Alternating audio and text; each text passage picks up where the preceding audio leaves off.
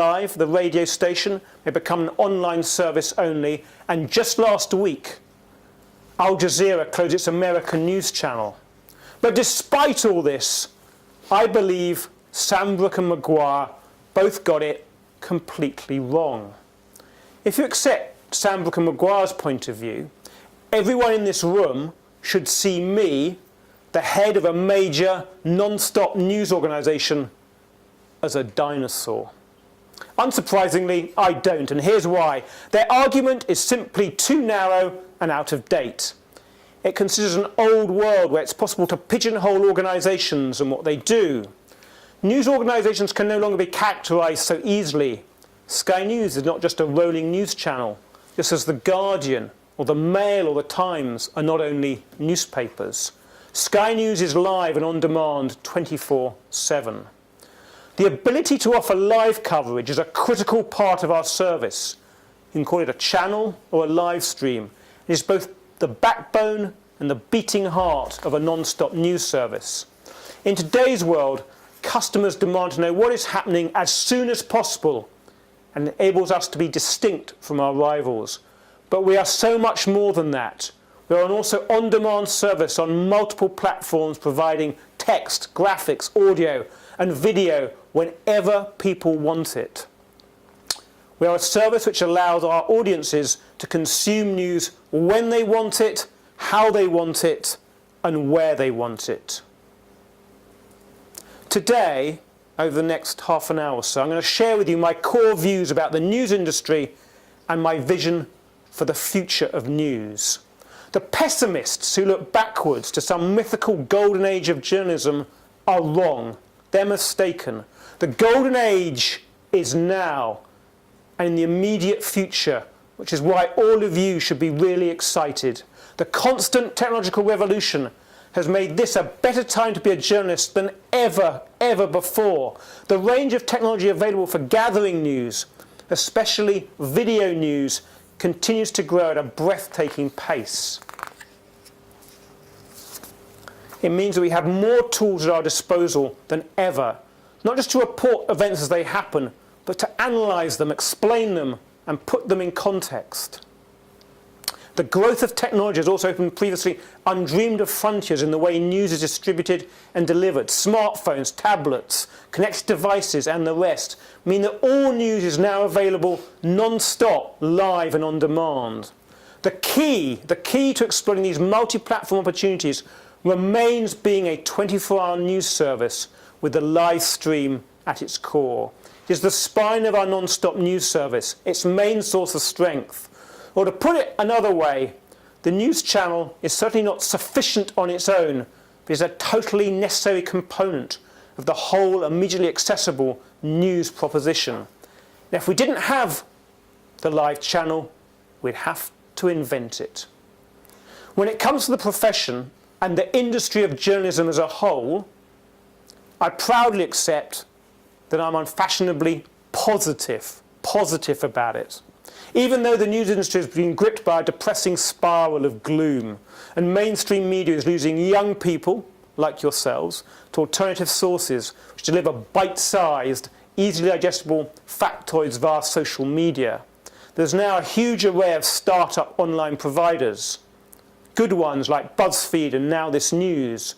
One of the most striking techniques employed by this new type of journalism, which you'd all be familiar with, I'm sure, is the listicle. This is something which combines being both a list and an article, listicle. It's pioneered by BuzzFeed, but is now a phenomenon throughout the internet. In fact, BuzzFeed's recent 37, quote, brutally accurate slogans for British TV channels listed Sky News at number 21 as, and I quote, art project revolutionising the limits of breaking news. It could have been worse. BBC One was described as the leading channel among people who lost the remote. Anyhow, in the spirit of the BuzzFeed listicle, and to show that I don't bear grudges, or to show that I'm good at not appearing to bear grudges, here's a listicle said out loud of 6 Ryley reasons why you all should be positive about the future of journalism, and I should too, and positive about the future of Sky News. As a tribute to David Letterman and BBC Radio 1's 40 Top show, I'm going to give them to you in reverse order. Reason number 6 why you should be positive. The world market for news is actually expanding dramatically, and don't take my word for it. One of America's most prominent entrepreneurs is a guy called Mark Andreessen, the founder of Netscape. He believes we've drastically underestimated the scale of the smartphone revolution. He says that now more people have access to phones than have access to running water. It's quite a sobering fact, that really. In turn, that means the global addressable market for news will grow to 5 billion by 2020.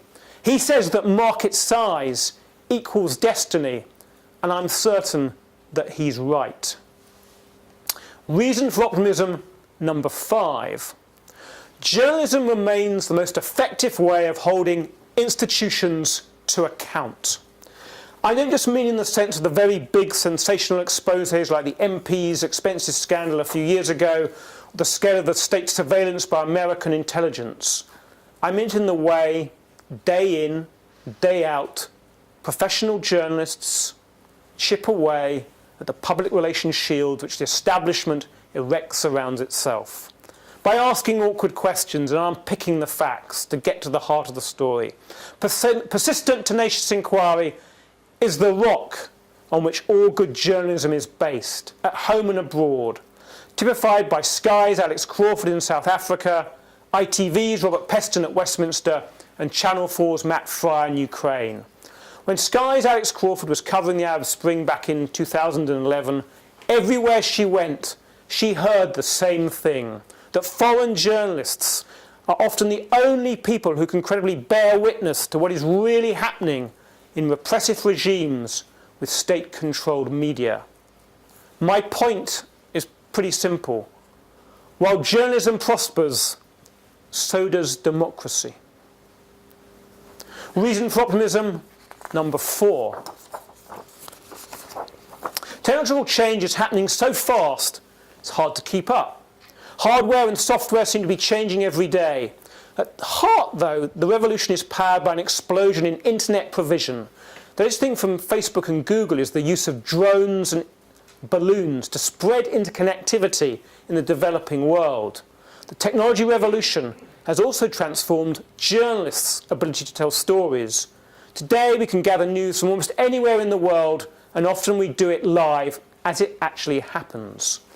In 2011, Alex Crawford, our Africa correspondent during the Libya revolution, scooped the world by reporting live, in vision, from a rebel truck as it drove into the Libyan capital, Tripoli. It was an amazing team effort. Her producer pointed the broadband satellite dish that was on the truck into the sky, tweaking it just a few millimeters at a time to keep the dish steady and get a signal. They got the power to do that, to broadcast these amazing pictures of the revolution taking place from the truck's cigarette lighter. In 2014, our then China correspondent Mark Stone reported live but secretly from the North Korean capital. This was an extraordinary thing to do at the time, only made possible because of some in-depth research by his cameraman Andy Porch into the mobile phone system of North Korea. Perhaps even more remarkably, a few months later, Mark reported live on camera from inside a Chinese police van after being arrested. I'm going to show you a clip of what happened on air. Now, hopefully, it will just play.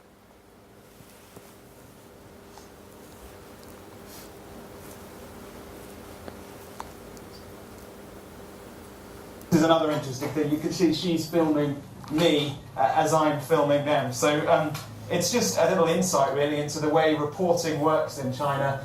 Most of the time things are fine and through the day no problems at all, but then every now and again this happens and everything stops, and as I say, it's unfortunate because it makes China what many people, frankly for a lot of people who live here who want to try and demonstrate and that sort of thing, this is what it's like. you get detained, and for some people, nasty things happen. As I say, for us, I very much doubt that will happen. This will end perfectly happily, but it's a great example of the way things work here. Well, yes, and Mark, give us an idea. This is a slightly surreal situation, I have to say, but give us an idea of how much they've said about why you're being taken away and questioned. Is it because you were in Tiananmen Square?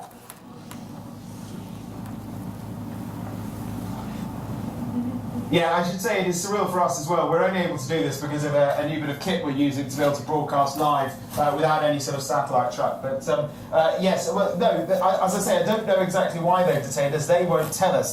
They say that they gave us some excuse about the fact that we weren't wearing our passes properly, and I didn't have my passport with me. We have to carry our passports with us all the time. I can have mine on me.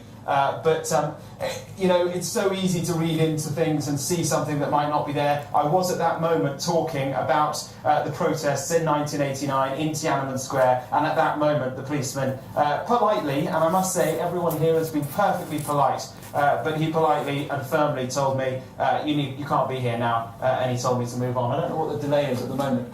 We're waiting, and to be honest, I don't know if they know we're reporting live, which is a little bit amusing. Yes, here we are, in a police van, somewhere in the Forbidden City in Beijing, waiting to find out what happens next. I've tried to discourage Mark from doing things again. He survived, he had to write out some lines, it was all fine. At home, the advent of 4G has transformed the mobile phone, one of these, into a miniature camera stroke satellite truck. Our reporters use mobile phone